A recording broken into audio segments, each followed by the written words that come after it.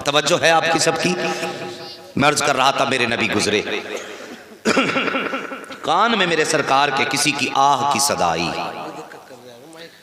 अब सही है, आह की सदा आई। आज हमारे मोहल्ले में भी लोग दुख में होते हैं, हम अपने घरों के अंदर चादर ओढ़ के सोते हैं और ये सोचते हैं ये तो उसका हिस्सा है, हमें क्या जरूरत पड़ी है उसका ख्याल करें। साहिब ये ना सोचा करो, अगर किसी को दुख में देखो नबी का उम्मती समझ के चले जाया करो। आज तुम उसके उम्मती के दुख में काम आओगे, कल नबी तुम्हारे दुख में काम आ जाएंगे। ये सोच के उम्मती के ख्याल के लिए जाया करो। मेरे नबी के कान में एक आह की सदा आई, मेरे नबी के नबूवत वाले कदम वहीं ठहर गए।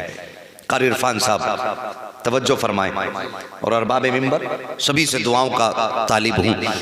मेरे नबी के कदम ठहर गए, सरकार ने गौर फरमाया आवाज़ किधर से आ रही है। सरकार कुछ कदम आगे बढ़े, मोड़ मोड़ा, एक दरवाज़ा नज़र आया। आका करीम जब उसके करीब हुए ना तो उस कम दरवाजे के अंदर से किसी की आह की सदा रही थी, किसी की आह की सदा रही थी। मेरे नबी करीब गए, दरवाजे पे दस्तक दी, आवाज़ आई कौन? कहा दरवाज़ा खोल। जैसी इतना मेरे नबी ने कहा, अंदर से आवाज़ आई आने वाले दरवाज़ा खुला है, अंदर आ जा। मेरे नबी ने नबुव्वत वाले हाथों से यूं दरवाज़ा खोला। जैसी दरवाज़ा खुला क्या देखते हैं? एक गुलाम है, नाक मोटी है, दांत बड़े बड़े हैं, होठ भी मोटे हैं, रंगत काली है, आँख में आंसू है, हाथ में चक्की का घुमाने वाला वो सिस्टम पकड़े हुए हैं और आँख से आंसू बह रहे हैं, ज़बान से सदाएँ निकल रही हैं। मेरे नबी करीब गए, जाके पास बैठे, फरमाते तेरे रोने की वजह क्या है? उसने कहा था ए मेहरबान बता तो सही, आज तक मक्के में किसी ने किसी का हाल नहीं पूछा है, मगर इतना बता तू कौन है, कहाँ का रहने वाला है? मक्के में किसी को किसी की फिक्र नहीं रहती है, लेकिन तुझे मेरी फिक्र हुई, बता तेरा नाम क्या है? मेरे नबी फरमाते हैं नाम न पूछ, बता तुझे क्या परेशानी है? उसने कहा था आने वाले मेरे सर में दर्द है, मैं उमैया का गुलाम हूँ, उसने मुझे ये नाज पीसने के लिए दिया है, बुखार की शिद्दत है, तकलीफ इतनी है कि चक्की चलाता हूं तो दर्द बढ़ जाता है, और अगर नहीं पीसता हूं तो मुझे ये ख्याल आता है कि अगर आटा तैयार ना हुआ मेरा मालिक मुझे मारेगा।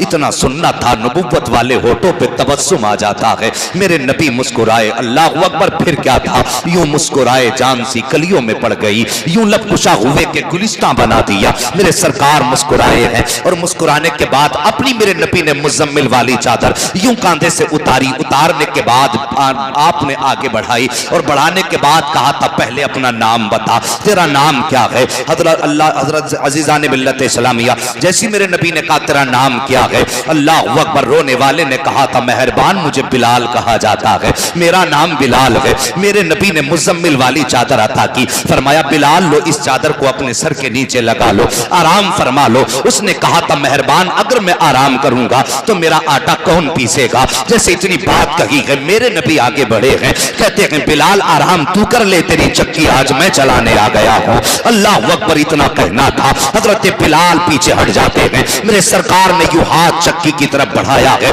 जैसे हाथ चक्की की तरफ गया है, इतने में जिब्रील अमीन आ जाते हैं, कहते आका गुलाम हाजिर है, आपको चक्की चलाने की जरूरत नहीं है, हुक्म दीजिए आज जिब्रील चक्की चलाएगा। मेरे नबी ने फरमाया था बिलाल पीछे हट जा, आज जिब्रील पीछे हट जाओ, आज तुम्हें चक्की नहीं चलानी है बल्कि आज मोहम्मद को खुद चक्की चलानी है। कहा किस लिए? मेरे नबी ने फरमाया था जिब्रील आज सिर्फ चक्की के पार्ट नहीं घुमाने हैं बल्कि किसी का दिल भी मोहम्मद की तरफ घुमाना है।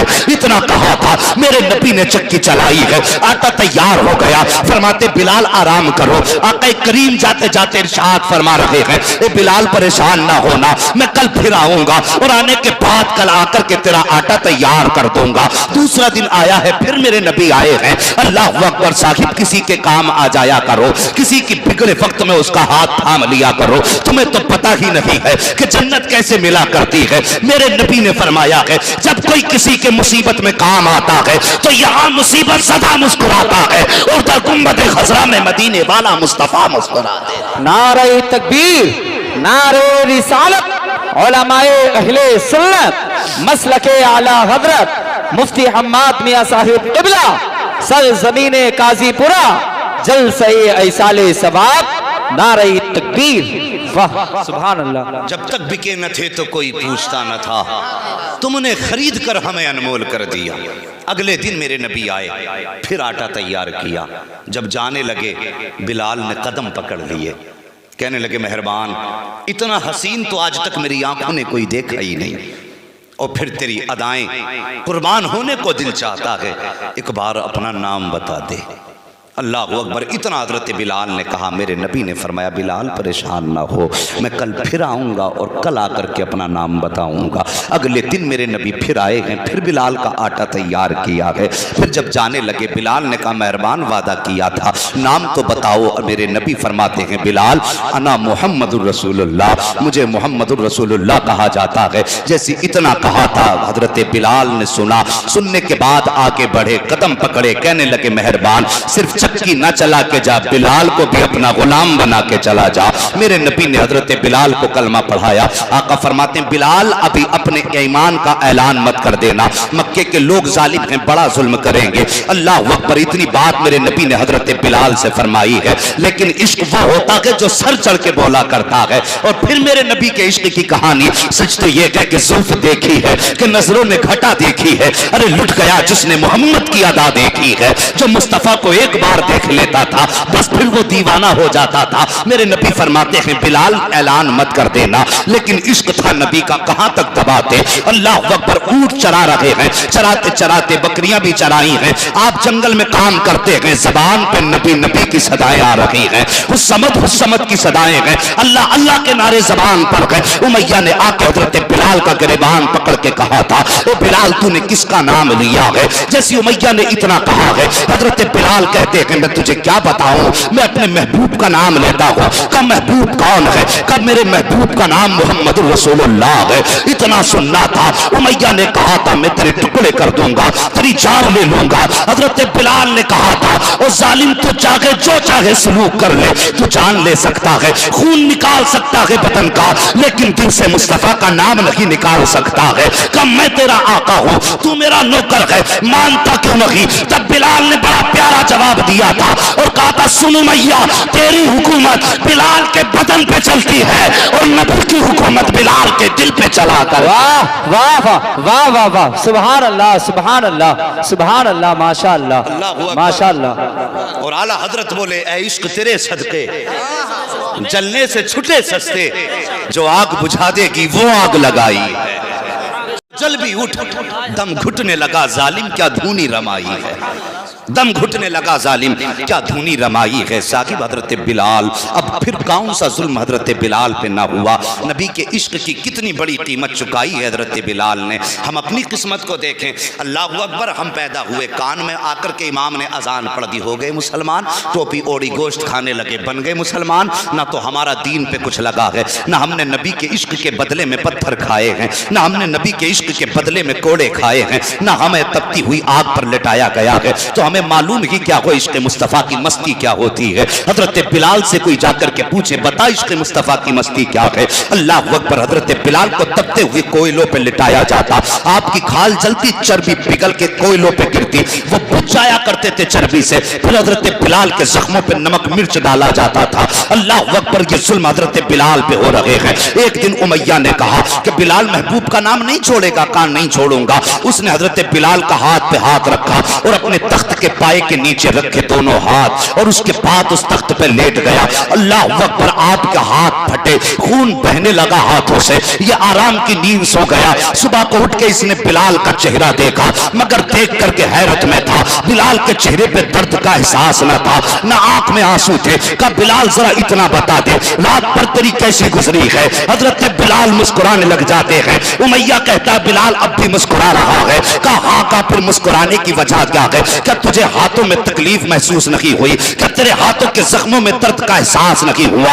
हजरत बिलाल कहते हैं नादान तूने मेरे महबूब को जाना नहीं है, मेरे महबूब को पहचाना नहीं है। जैसे तूने अपने तख्त के नीचे मेरे दोनों हाथों को रखा था, मैंने आंखें बंद करके अपने महबूब को सदा दी थी। बिलाल कहते हैं इधर आंखें बंद हुई है, उधर सामने मुस्तफा का जलवा मौजूद था। वो कहते मैया तुझे क्या पता, जैसे जैसे मुस्तफा का जलवा निगाहों के सामने आया है। उमैया तेरे दुख मिट गए थे, मुस्तफा के इश्क की मस्ती में बिलाल खो गया था। कल सुबह हो गई थी लेकिन जलवा नजरों में था। तभी तो आला हजरत ने कहा है जब आ गई है जोशे रहमत पे उनकी आंखें जलते बुझा दिए गए, रोते हंसा दिए। नारे तकबीर, नारे रिसालत, उलमाए अहले सुन्नत, मसलके आला हजरत, मसलके आला हजरत मुफ्ती हम्माद मियां साहिब क़िबला सरज़मीने काज़ीपुरा। नारे तकबीर। वाह वाह वाह वाह। थके तो नहीं है? सुभान अल्लाह। जरा सारे बोलते हैं या रसूल अल्लाह। अल्लाह सलामत रखे। अब लगता है कि महफिल मदीने की तरफ चलने लगी है। तवज्जो करो, ये बिलाल हर कीमत चुकाई बिलाल ने, हर जुल्म हजरत बिलाल पे हुआ, लेकिन वाह रे बिलाल तेरी किस्मत पे कुर्बान जाए। किसी ने कहा था बिलाल तुझ पर निसार जाऊं कि खुद नबी ने तुझे खरीदा। नसीब हो तो नसीब ऐसा, गुलाम हो तो गुलाम ऐसा। हजरत अबू बकर सिद्दीक एक दिन गुजर के जा रहे हैं, हजरत बिलाल पे जुल्म हो रहे हैं, कोड़े बरसाए जा रहे हैं।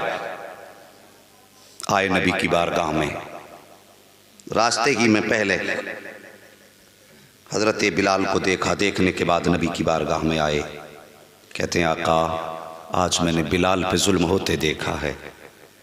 लोग हजरत बिलाल को घसीट रहे थे, कोड़े मार रहे थे, लेकिन बिलाल की जबान पर आपका नाम था। मेरे नबी ने फरमाया काश कोई बिलाल को खरीद पाता। इतना अबू बकर सिद्दीक ने सुना, यार यार हो तो ऐसा मुस्तफ़ा का यारे गार देखो। सुभान अल्लाह। आज मदरसों के नाम पे कारी इरफान कहते हैं कि साहब मदरसे में प्लास्टर होना है, कारी नासिर कहते हैं 10 बच्चों के खाने का इंतजाम होना है। आदमी पेट पकड़ के बैठ जाता, अगर 10,000 दे दिए तो बच्चे कैसे पलेंगे। और वो कैसे आशिक थे यार, सब कुछ मुस्तफ़ा के लुटा के कहते थे हक तो ये है कि हक अदा ना हुआ। सब कुछ लुटा के फिर भी कहते थे मुस्तफ़ा की गुलामी का हक अदा ना कर पाए। कैसे आशिक थे। मेरे नबी ने फरमाया काश कोई बिलाल को खरीद पाता। इतना सुनना था, अबू बकर चलना शुरू कर देते हैं। आका फरमाते हैं अबू बकर किधर जा रहे हो? कहा सरकार बिलाल को खरीदने जा रहा हूँ। इतनी बात कही ना, बिलाल को खरीदने जा रहा हूँ, नबुव्वत की आंखें बरसने लग गई। कहते हैं फिर ऐसा कर अबू बकर मेरा भी हिस्सा उसमें शामिल कर लेना, मेरा भी हिस्सा बिलाल की खरीदारी में शामिल कर लेना। साहिब सारी जिंदगी हम नबी नबी कहते रहे तो क्या होता है? मजा तो तब है सारी जिंदगी हम ये कहें नबी हमारे हैं, कुछ नहीं होता। मजा तब है जब वो एक बार ये कह देंगे सब मेरे हैं, तब बात बनती है। जब वो कह दें ये मेरे हैं तब बात बनती है। हमारे कहने से क्या होता है? नसीब हजरत बिलाल का। हजरत अबू बकर सिद्दीक कहते हैं आका हिस्से की बात करते हैं, अबू बकर का माल भी आपका है, अबू बकर की जान भी आपकी है। पहुंचे ओ यार इश्क पैदा करो दिलों में, इश्क जवानों बच्चों नबी का इश्क पैदा करो। नबी से ज्यादा कायनात में हमारे लिए कुछ भी नहीं है। अगर कोई ये कहे नबी के नाम पे सर कटाने के लिए तैयार हो तो खड़े हो जाओ कि हाँ नबी के नाम पे टुकड़े टुकड़े होने को तैयार हैं। नबी के एक आशिक को जब एक मुल्क में पकड़ा गया और यहूदियों ने पकड़ने के बाद कहा था मुस्तफ़ा का इश्क छोड़ दे, उनका नाम लेना छोड़ दे, तुझे यहाँ की हम गवर्नरी भी देंगे, दौलत भी देंगे। उसने कहा था पूरी दुनिया ला के कदमों पे डाल दो, मैं अपने नबी को नहीं छोड़ सकता हूँ। कहा फिर मरने के लिए तैयार हो जाओ। कहा तैयार हूँ। तो उनके हाकिम ने, बादशाह ने हुक्म दिया था कि इस नबी के चाहने वाले को पैरों की तरफ से काटना ताकि तड़प तड़प के मरे। लिटाया गया, पैरों की तरफ से छोटा छोटा काटा गया, लेकिन हर जख्म पे मुस्कुराते थे। जब टुकड़े होते थे ना पैरों के तो मुस्कुराते थे। उन्होंने कहा था ताज्जुब है तुझे कौन सी घुट्टी नबी ने पिलाई है तेरे कि एक सुई चुभ जाए तो चीख निकल जाती है, तेरे टुकड़े हो रहे हैं तो मुस्कुरा रहा है। उसने कहा था मैं मुस्कुरा इस बात पे रहा हूं मेरे रब का शुक्र है कि मुझे पैरों की तरफ से काटा जा रहा है। तो पैरों की तरफ से कटते कटते गले तक तो बहुत देर में आओगे, कम से कम इतनी देर तक महबूब के नाम लेने का तो मौका मिल गया।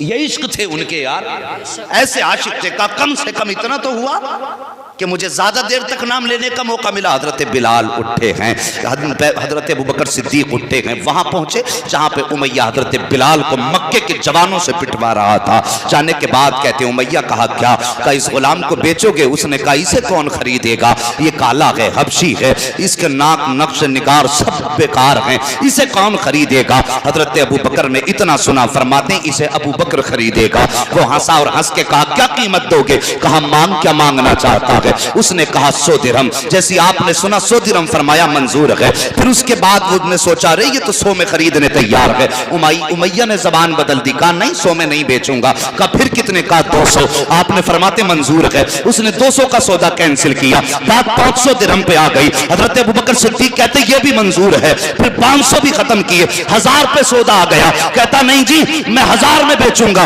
अबू बकर कहते ये भी मंजूर है। जब इतनी बात कही वो कहता नहीं मैं इसको ऐसे नहीं। कहा फिर? कहा मुझे इतने औकिया सोना चाहिए। कहा वो भी मंजूर है। कहने लगा भी मंजूर? कहा हाँ। कहा ऐसे नहीं बेचूंगा। कहा कैसे? कहा आपका जो ये खूबसूरत गुलाम है बदले में ये भी देना पड़ेगा। अबू बकर सिद्दीक कहते ये भी मंजूर है। अल्लाह अकबर, काले के बदले में गोरा गुलाम दिया है, सोना भी दे रहे हैं और 1000 दिरहम हजरत अबू बकर सिद्दीक दे रहे हैं। जब बिलाल का हाथ पकड़ के अबू बकर चले गए तब उमैया ने आवाज दे के कहा था अबू बकर मैं समझता था कि मक्के में कोई तुमसे समझदार ताजिर नहीं है, मैं समझता था होशियार ताजिर हो, लेकिन आज पता चल गया है कि तुमसे ज्यादा बेवकूफ कोई ताजिर नहीं है। आपने फरमाया किस लिए? और उसने कहा था अगर तुम होशियार होते तो इस तरह मक्के के बाजार में लुट के न जाते। अबू बकर सिद्दीक मुस्कुराए हैं और मुस्कुरा के फरमाते हैं नादान में लुट के नहीं जा रहा हूं, बल्कि आज तक अबू बकर ने अपनी जिंदगी में इतना बड़ा मुनाफा कभी हासिल नहीं किया है जितना आज बेहतर सौदा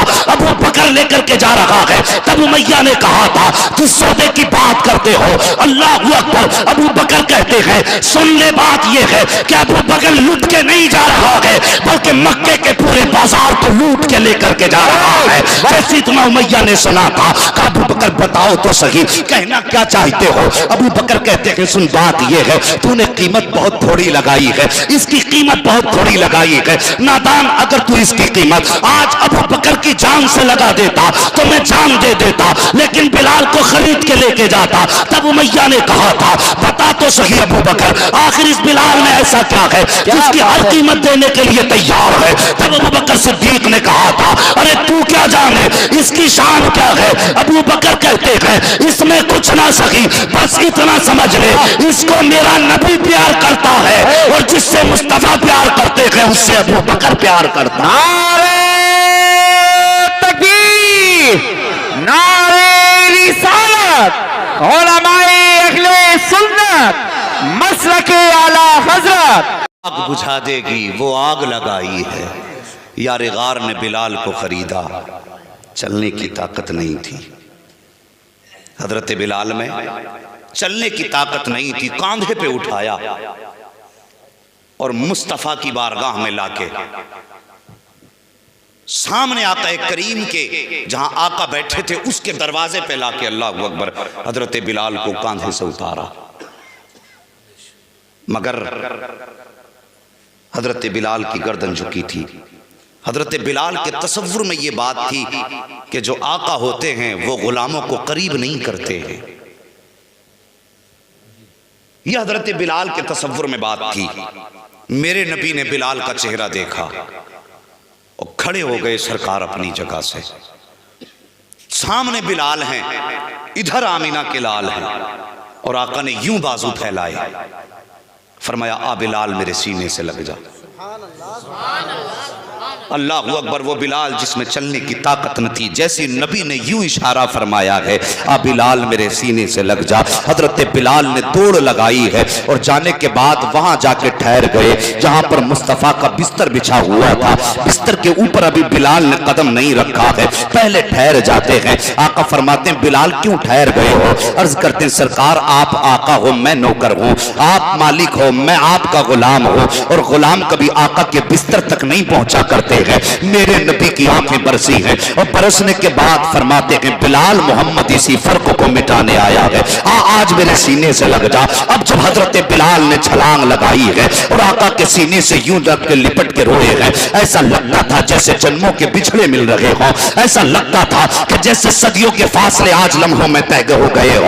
हजरत बिलाल आका के सीने से लगे हैं। अब लगे हैं तो मामला ये है कि हटने का नाम नहीं ले रहे हैं। सरकार बिलाल को सीने से लगा के आंसू बहा रहे हैं और बिलाल आज आका के सीने से अपने हर दुख का इलाज कर रहे हैं। बिलाल तुम ही बता दो, जब नबी के सीने से लगे थे तो क्या महसूस किया था? तो आवाज आती है कि तुम क्या जानो, जब महबूब के सीने से लगा था तो ऐसा लगता था मक्के की सारी तकलीफें नबी के सीने से लगते ही खत्म हो गई। वाह वाह वाह वाह वाह वाह वाह, सुभान अल्लाह सुभान अल्लाह सुभान अल्लाह सुभान अल्लाह, माशाअल्लाह। इश्क तेरे सदके, क्या बात है, क्या बात है। छोटे सस्ते जो आग बुझा देगी वो आग लगाई है। अभी वक्त है ना आपके पास 15 मिनट का, और हाँ 15 मिनट रह गए, ईमानदारी की बात रखो।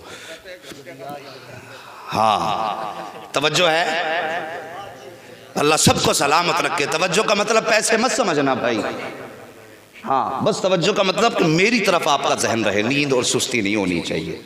इसलिए कि मैं जो बात कर रहा हूँ देखो पसीना आ रहा है, तो आप इसे यहाँ लिखिए और कोशिश कीजिए आशिक बनेंगे नबी के इंशाअल्लाह।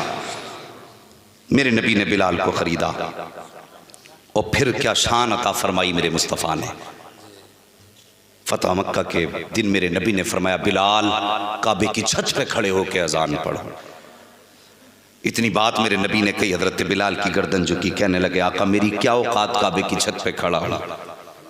ये मक्के की वो गलियां हैं जहां बिलाल को गले में रस्सी बांध के खींचा जाता था, लोग जहां ठोकरों से बिलाल को मारते थे।